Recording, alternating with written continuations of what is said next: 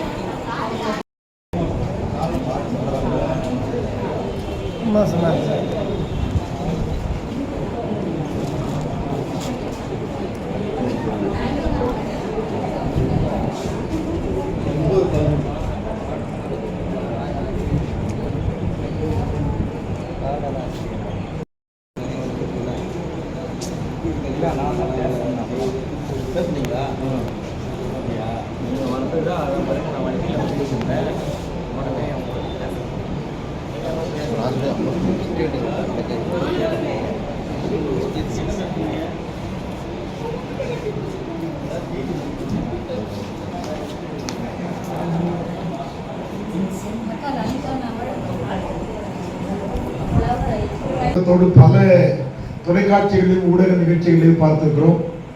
ஐயா அவர்கள் படித்து வைத்திருக்கிற, மனப்பாடம் செய்து வைத்திருக்கிற இலக்கியங்களுடைய செய்திகளை இன்று நாம் நுகரப்போகிறோம். சங்க இலக்கியங்களிலிருந்து, வெண்பாக்களிலிருந்து, அது ரொம்ப குறிப்பா 11 கீழ்கணக்கு நூல்களில் இருக்கிற அறநூல்களில் இருக்கிற வெண்பாக்களை குறித்து ஒரு முறை வெண்பா வெடி என்கிற நூல் வெளியீட்டு விழாவில் ஐயா அவர்கள் பேசிய உரையை நாம் கேட்டிருக்கிறோம். மிக குறித்த நேரத்தில் மிகச் சரியாக வந்திருக்கிற தனது பல்வேறு பணிகளுக்கு இடையே மிகச் சரியான நேரத்துக்கு வந்திருக்கிற நமது அரசியல் இலக்கியத்துறை இரண்டிலேயும் முத்திரை பதித்திருக்கிற அன்பிற்குரிய ஐயா அவர்களுக்கு, டி கே இளங்கோவன் ஐயா அவர்களுக்கு மீண்டும் ஒரு முறை நமது கைத்தட்டல்களால் வாழ்த்துக்களையும் வழங்குவதையும் சொல்லுவோம். நண்பர்களே, நிகழ்ச்சியின் திட்டமிடலை குறித்து நாம் முன்பே தெரிவித்திருக்கிறோம். அந்த அடிப்படையில் நிகழ்ச்சி தொடங்கும் என்பதை சொல்லி உமா அவர்களுடைய வழிகாட்டுதலோடு இந்த நிகழ்ச்சி சரியாக எடுத்துச் செல்லப்படும். அம்மா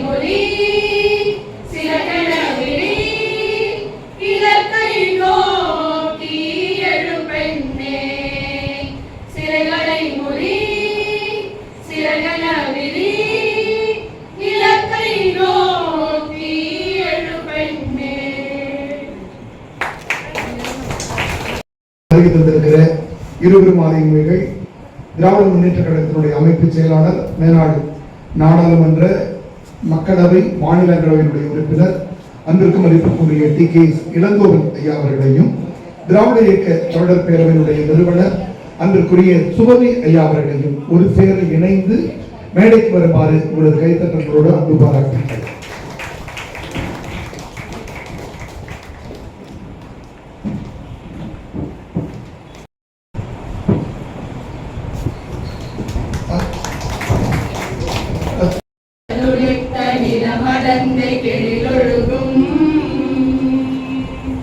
சீலாரும் மதனமென திரள்வரத கண்டமிழ்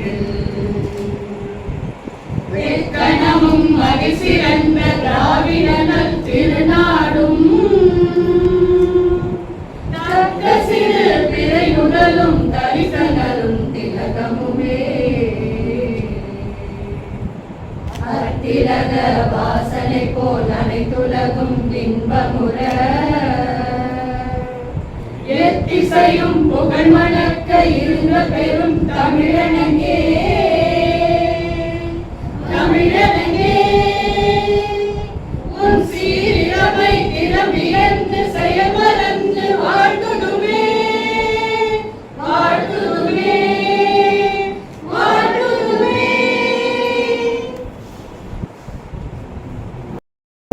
உமா சுப்பிரமணியன் அவர்களுடைய மீ என்ற கவிதை புத்தகத்தை வெளியிடும் இந்த விழாவில் பங்கு கொண்டிருக்கும் அனைவரையும் வரவேற்கிறேன்.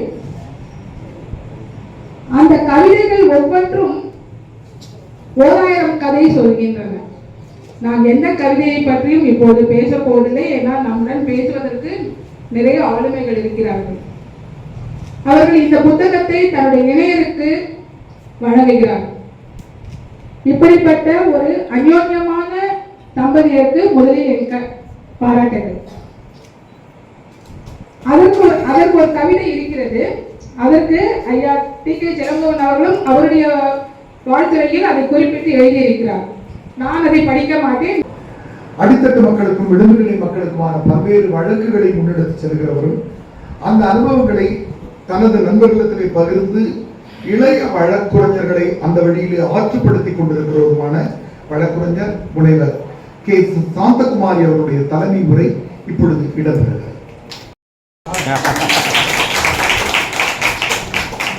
மேடையில் அமர்ந்திருக்கின்ற மரியாதைக்குரிய ஐயா சுபவி அவர்களே, திரு இளங்கோவன் அவர்களே, பெண் என்ற பெயராற்றலை வெளிக்கொண்டிருக்கிற நர்மதா அவர்களே, உங்களது ஆற்றலுக்கு இணையான அருமையான கவிதை வரிகளை யாத்திருக்கின்ற அருமை சகோதரி மீ உமா அவர்களே, இந்த நிகழ்விலே பங்கேற்க வந்திருக்கிற வாழ்த்துறை வழங்க வந்திருக்கிற பேரறிஞர்களே, எனக்கு முன்னே அமர்ந்திருக்கிற சரிசமனமான விகிதத்தில் அமர்ந்திருக்கிற எனது அருமைக்குரிய சகோதரிகளே, சகோதரர்களே, உங்கள் அனைவருக்கும் என் நெஞ்சார்ந்த வணக்கத்தினையும் வாழ்த்துக்களையும் தெரிவித்துக் கொள்கின்றேன். அன்பு தோழி ரமா அவர்கள் பேசுகிற பொழுது யார் என்று தெரியாது, ஆனாலும் எப்போதும் பழகியது போலவே நான் பேசியதாக சொன்னார். பெண், உங்கள் வலி என்னுடைய வலி, உங்கள் மகிழ்வு என்னுடைய மகிழ்வு. என் பக்கத்துல உட்கார்ந்து இருக்கிறவங்க எனக்கு அடையாளம் தெரிஞ்சிருக்கணுங்கிறது இல்லை, என்னுடைய இதயத்திலிருந்து வருகிறது, என் மனதிலே குடிக்கொண்டிருக்கிறவர்கள். நான் வாழ்ந்த காலம், வயசு சொல்லிடுறேன் சார், ஏறத்தாழ 68 வயது பூர்த்தியாகிறது எனக்கு. நான் பிறந்த காலத்தில் எல்லாம் பெண்கள் வேண்டாம் என்று சொல்லுகிற ஒரு குடும்பத்தில் இருந்து வந்தவள். 4 பெண்களுக்கு மத்தியிலே பிறந்தவள் நான். அப்போ என்னுடைய பாட்டி ஆகட்டும், சித்தி ஆகட்டும், அத்தை ஆகட்டும், எல்லாரும் சொல்லுகிற வார்த்தை, அடுத்த ஜென்மம்னு ஒண்ணு இருந்ததுன்னா நான் பொம்பளையா மட்டும் பிறக்க கூடாதுங்க. நான் அப்பவே சொல்லுவேன், பாட்டி நான் எப்பவும் பொம்பளையா தான் பிறக்கணும்னு உறுதியா இருக்கேன். பெண்ணை காட்டிலும் பெருமைக்குரிய ஒரு விஷயம், அன்புக்குரிய ஒரு விஷயம், மதிப்பிற்குரிய ஒரு விஷயம் என்பது உலகத்திலேயே இல்லை அப்படின்னு நான் மனதார உணர்ந்ததால் தான் அந்த வழியை நான் தேர்ந்தெடுத்தேன். கட்டுக்களை உடைக்க என்றைக்கு பெண்கள் கற்றுக் கொடுக்கிறார்களோ அப்பொழுதுதான் இந்த சமூகத்தில் ஆண்கள் அனைவருமாக பெண்ணை போற்றுதும் போற்றுதும் என்று சொல்ல நேரும். இந்த அருமையான நிகழ்வுல பேசுகிறதுக்கு முன்னாடி நான் தோழியர் உமா அவர்கள்ட்ட பார்த்த எளிமை எனக்கு வியப்பினை தந்தது. ஆனா மேடை முழுக்கவே எளிமையா இருக்கு. நான் தான் கொஞ்சம் அடையாளமற்று இங்கே நிற்கிறேனோ அப்படின்னு எனக்கு தோணுது. என்ன ஒரு எளிமையா, எவ்வளவு அழகா வந்து சொல்லக்கூடிய விஷயத்துல விட்டா நம்மளுடைய தொகுப்பாளர், நம்முடைய அருமைக்குரிய நண்பர், அவரே முழு புத்தகத்தையும் புரட்டி பேசுகிற அளவுக்கு திறன் வாய்ந்தவர். ஆனாலும் எங்களுக்காக கொஞ்சம் விட்டு கொடுத்துருக்கீங்க. உங்களுக்கு என்னுடைய நெஞ்சார்ந்த நன்றி. ஏன்னா நீங்க பேசிட்டு அப்புறம் நாங்க எங்க போய் பேசுறது? அப்படி பேசுகிற பொழுதுதான் என் பாடல்களை கேளுங்கள். நான் உமா அவர்களை திரைப்பட பாடலாசிரியர் என்று அடையாளம் காண்பதை காட்டிலும் என்னுடைய சகோதரி, நம்முடைய சகோதரி உமா என்று அடையாளம் காண்பதிலே தான் நான் மகிழ்ச்சி அடைகிறேன். எவ்வளவு பேர் அந்த நர்மதா அம்மா அவர்களே உங்களுக்கான ஒரு பாட்டு போட்டுருக்காங்க பாருங்க. நான் இந்த 4 நாளா அதே தான் பாடிட்டு இருக்கேன். நீங்க முதல் ஸ்டான்ஸா பத்தி பாடுகிற பொழுது என்னை அறியாமல் அந்த வார்த்தைகள் அப்படியே எனக்கு வந்து விழுது. அவ்வளவு அற்புதமா எழுதிருக்கீங்க. அதுக்காக உங்களுக்கு மிகப்பெரிய வணக்கத்தை நான் தெரிவித்துக் இந்த புத்தகம் முழுவதுமே அப்படியே ஒரு குவியலா முத்துக்களாக குவிந்திருப்பதாகத்தான் நான் பார்க்கிறேன். என்னை விட பெரியவர்கள், அனுபவம் வாய்ந்தவர்கள், ஒரு அமைப்பை சார்ந்தவர்கள், அப்படி நீங்க நிறைய பேசக்கூடியவர்கள்லாம் இருக்கிறீங்க. இலக்கியம் அறிந்தவர்கள், அரசியல் அறிந்தவர்கள், இவர்கள் மத்தியிலே எனக்கு பிடித்த ஒரு சில கவிதைகளை மட்டும் உங்கள் மத்தியிலே நான் சொல்ல விரும்புகிறேன். கர்ப்பப்பையோடு கட்டி போட்டு விட்டு மேயச் சென்றது ஆதிக்க நேர்மை. என்ன அருமையான எழுத்துக்க, அப்படியே நெஞ்சில கத்தி சொல்கிற மாதிரி எனக்கு இருந்தது. உண்மையில எப்படி இப்படி ஒரு வார்த்தைகள், இப்படி ஒரு அழுத்தம். நான் ஒன்றும் பெரிய கவிஞர் இல்லை. நானும் 2 தொகுப்பு போட்டிருக்கேன், ஒரு 8 புத்தகங்கள் எழுதியிருக்கேன். ஆனாலும் என்னுடைய கவிதை விட உங்க கவிதை ரொம்ப சிறப்பா இருந்ததா நான் உணர்கிறேன். நிச்சயமாவே கத்தி சொல்கிற மாதிரி இருந்தது. இதை விட என்ன வேண்டும் அப்படின்னு. ஆதிக்கங்களின் பார்வையிலே என்றைக்கும் பெண்ணை கற்போடு தொடர்பு படுத்தி பார்ப்பதை முறியடிக்கிற விஷயமாக இந்த விஷயத்தை நான் பார்த்தேன். நிறைய இடங்கள்ல சமூக பிரக்ஞையோடு, ஒரு சமுதாயத்தின் மேல் இருக்கிற அக்கறையோடு அருமை சகோதரி உமா நீளமா கவிதையெல்லாம் வேண்டாம். என்னுடைய புக்கை நான் என்னுடைய உதாரணமா சொல்றேன். அந்த பக்கம் எடுத்துட்டீங்கன்னா பக்கத்துல 3/4 பக்கத்துக்கு மேல வரிகள் எழுதியிருப்பேன். 4 வரை சொன்னாலும் நச்சுன்னு சொல்ற கலை உங்களுக்கு அழகாக வந்திருக்கிறது. உமா, நீங்கள் பாடுங்க. நெருப்பும் கலங்கப்பட்டது எப்போது? கும்பகோணத்து பள்ளிகளிலே எங்கள் பிஞ்சு மக்கள் கருகிய பொழுது. எவ்வளவு அழகா 4 வரியில சொல்றாங்க. நெருப்பும் கலங்கப்பட்டது கும்பகோணத்து பள்ளி. இந்தியா இன்றைக்கு மிகவும் ஒளிர்வதாக சொல்லிக் கொண்டிருக்கக்கூடிய போலி அரசியல்வாதிகள் மத்தியிலே இன்றைக்கும் வறுமையால் வாடிக்கொண்டிருக்கிற, ஒரு நாளின் ஒருவேளை சோற்றுக்காக அலைகிற மக்கள் மத்தியிலே நாம் வாழ்கின்றோம். அதுதான் சொல்றாங்க அழகா, வீணாகும். அது முதல் வரி. அதுக்கு அடுத்த வரி, உணவில் பசித்தவனின் பெயர்கள். எல்லாருடைய அரிசியிலும் அவரவர் பெயர் எழுதி இருக்கும் என்று ஜப்பானிய பழமொழி உண்டு. அதுதான், அதைத்தான் நீங்க அவ்வளவு அழகா சொல்லிருக்கீங்க. என்னால இனிமே ஒரு பிடி அரிசி கூட வீணாக்க முடியாது அப்படின்னு அந்த வரியை படிச்ச உடனே எனக்கு தோன்றியது. சமூகத்துல இன்றைக்கும் இடஒதுக்கீடு வேண்டும் என்று கேட்கிற அளவுக்கு எம்முடைய மக்கள் இன்றைக்கும் இருக்கிறார்கள். இந்த சூழலில நாம் ராக்கெட் விடுவதை பற்றி அருமையாக பேசிக்கொண்டு நம்மை நாமே மார்தட்டிக் கொள்கிறோம். அதுக்கு அடிக்கிற மாதிரி ஒரு கவிதை பாருங்க. மங்கள்யான் அறிவியல் பெருமை, மங்கள்யான் அறிவியல் பெருமை, மலம் அள்ளும் ரங்கையா அப்படின்னு ஒரு கொஸ்டின் மார்க். யாரோட பெருமையடா இந்திய? இன்றைக்கும் மலம் அள்ளுகிற என்னுடைய சகோதரர்கள் இந்த நிலத்திலே வைத்துக் கொண்டு வெறும் ராக்கெட் என்கிற பெருமையை பேசுகிறீர்கள். எவ்வளவு அழகான அந்த கவிதைன்னு பார்க்கிற பொழுது ரொம்ப சந்தோஷமாக இருந்தது. இன்னொரு கவிதை எனக்கு ரொம்ப பிடிச்சமான ஒரு பாத்திர படைப்பு. அது மெய்யா பொய்யா என்று இன்றைக்கு வரைக்கும் விவாதங்கள் நடந்து கொண்டிருக்கின்றன. அந்த பெண்மணியை பற்றிய பாடத்திட்டம் NCERT-னுடைய புத்தக பகுதியிலே இருந்து சமீப காலங்களிலே 2-3 வருடங்களுக்கு முன்பு நீக்கப்பட்டது என்று நான் பார்த்தேன். நான் வழக்கமாக கேரளாவுக்கு பயணிக்கிற பொழுது முலச்சிப்பரம்பு என்று ஒரு கிராமம் என்னை கடந்து சென்று கொண்டே இருக்கும். நான் பார்த்துருக்கேன். அப்பெல்லாம் எனக்கு தெரியல. ஆனால் வரலாற்றினை படித்த பொழுது என்னுடைய சகோதரிகள் மேலாடை அணிய முடியாதவர்களாக எத்தனை நாட்கள் இந்த ஆண்களின் கண்களுக்கு இரையாக நேர்ந்தது, அவர்கள் அதற்காக வரிகட்ட நேர்ந்தது என்பதை எல்லாம் படிக்கிற பொழுது வலித்தது எனக்கு. அப்பொழுதுதான் நங்கேலி என்கிற பெண்ணை முதலாக அவளோடு நான் பரிச்சயமானேன். நான் வழிகட்ட மாட்டேன். நங்கேலி என்கிறவள் சாதாரண குலத்து பெண், என்னுடைய அடிமட்டத்திலே இருக்கிற என்னுடைய சகோதரனுடைய மனைவி. அந்த ஊருக்கு வந்த பிறகு சொல்றாங்க, இங்கே முளைவரி கட்ட வேண்டும் என்று சொல்லி. நீ ஆடை அணிவதாக இருந்தால் முளைவரி கட்ட வேண்டும் என்று சொல்லி.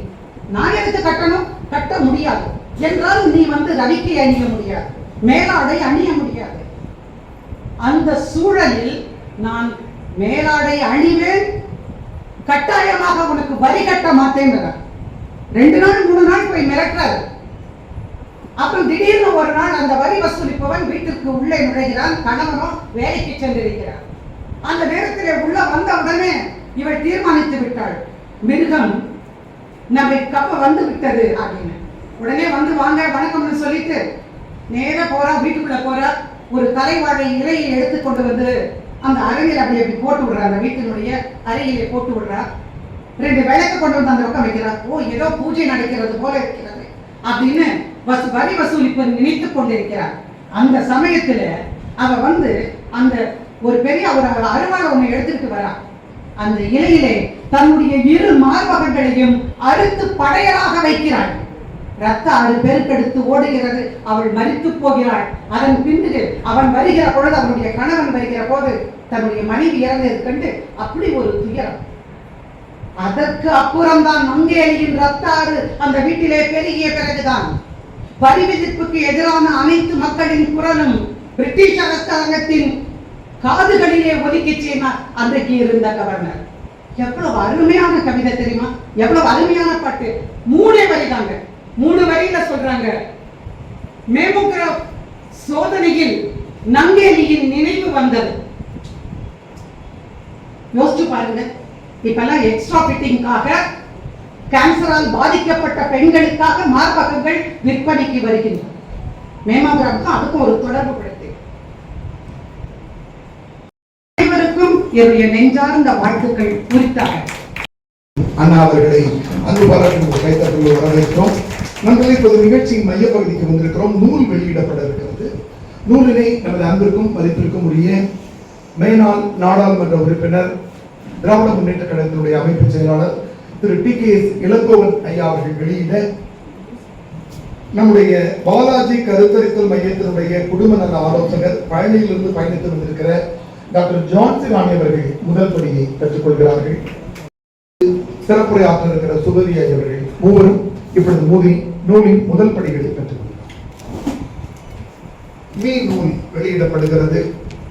திரைத்துறையிலே பல்லாண்டுகளாக தொடர்ந்து பயணித்துக் கொண்டிருக்கிறார். பெண்கள் சாதிக்க முடியாத துறை என்று நினைத்துக் கொண்டிருக்கிற திரை உலகிலே தனது துணைவர் திரு சுப்பிரமணியம் அவர்களுடைய வழிகாட்டுதலோடும் ஒத்துழைப்போடும் பல்வேறு திரைப்படங்களுக்கு பாடல்கள் எழுதியிருக்கிறவர். நாம் முன்பே கேட்ட பெண் அமைப்பினுடைய பாடலை எழுதியிருக்கிறவர். பல்வேறு இலக்கிய அமைப்புகளிலே தொடர்ந்து செயல்பட்டுக் கொண்டிருக்கிற உமா அவர்களுடைய நூல் இப்பொழுது உங்களது கைத்தட்டலுக்கு மத்தியிலே வெளியிடப்படுகிறது. நூலினை நமது வெளியிட முதல் படியினை பழனியிலிருந்து இந்த நிகழ்ச்சிக்காக பயணித்து வந்திருக்கிற குடும்ப நல ஆலோசகர் மருத்துவர் ஜான்சி ராணி அவர்கள் பெற்றுக் கொள்கிறார்கள்.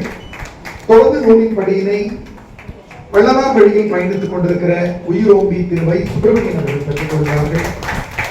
நூலினை குறித்து அறிமுகம் செய்ய இருக்கிற திராவிட இயக்க தமிழர் பேரவையினுடைய நிறுவனர் ஐயா சுபதி ஐயா அவர்கள் பெற்றுக் கொள்கிறார்கள். தொடர்ந்து மேடையில் இருக்கிற அனைத்து ஆளுநர்களுடைய கைகளையும் நூல் அவரது கைகளிலே நிரம்பி வழிகிறது. நிலப்படத்திற்காக ஒரு நூல் வெளியீட்டு விழா நிலப்படம் எடுக்கப்படுகிறது. ஐயா முன்னாடி வாங்க. திரு உதயன் ஐயா அவர்கள். வணக்கம். வணக்கம். பேர் இல்லையா?